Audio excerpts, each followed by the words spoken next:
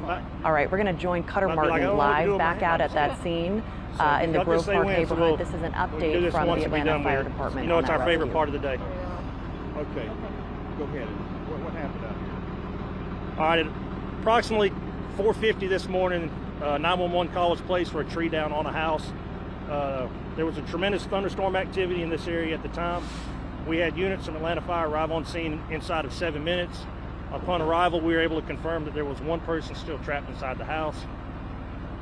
There was an extended operation to remove that person. Unfortunately, it did result in a fatality. At this time, we're not going to release any really additional information. Out of respect to the family has asked no additional details at this time be released.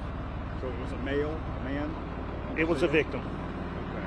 And this was about 4:50 this morning? 4:50 is when the Atlanta Fire received the call from 911. Will you describe the rescue operation? I mean, you guys had a lot of equipment in there and going in and out of the house. It was an extremely large tree that came down and it caught the corner of the structure, and because of the large weight and size of the tree, it made it an extended operation. It had to be a delicate operation with somebody in there. Yes, it was time consuming because we didn't know the condition of the patient, so every bit of care was exercised that we could. And did a 911 call come from somebody at the home, somebody else inside the home? I cannot confirm that one. Our 911 center just dispatched our units. I don't know who placed the call. What do you guys do when a tree comes down in a house like that? Like, how do you proceed? Like, will you give us a little insight into like what even the response looks like? When we have any kind of collapse response in the city, we have specialized units, as you can see behind us, that is their main focus, is collapse rescue, and the specialized tools that they use for that.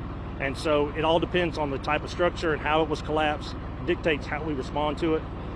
In this case, it was one of we had to stabilize the tree, stabilize the house, and then extricate the patient. And can you talk a little bit about the weather and the trees and any advice you have to people who've got big trees like this around their properties? When it comes to trees in the city of Atlanta, that's really best left up to the arborist. If you can, contact an arborist,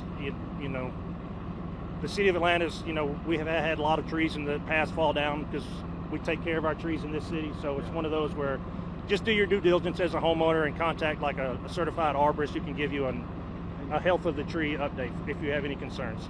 And where in the house was the victim found? Not releasing that information right now. Okay. No gender or age or anything like that? Not releasing anything right now. Yeah, the family has requested no information given while they're processing this. How many other people were in the house? How many other people were in the house?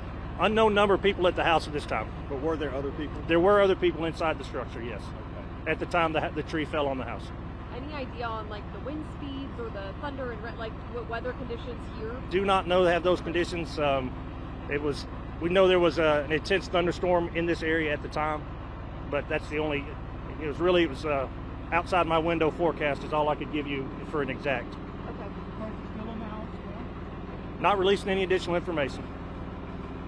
Can you give us, what is your name? Captain Scott Powell, SCOT POWELL, working on Atlanta Fire Battalion 2 today. Okay. Thank you for that. Yes, sir. All right. Appreciate it. Thank y'all very much. Thank you. Yeah, I can hear you now. All right, and a very sad update there from Atlanta Fire and Rescue, confirming that at least one person died in that home that you can see on your screen right there when a tree came crashing down onto it this morning during the storms. That is the only fatality that we have confirmed at this time. Hopefully no more across Metro Atlanta, but certainly a significant amount of damage.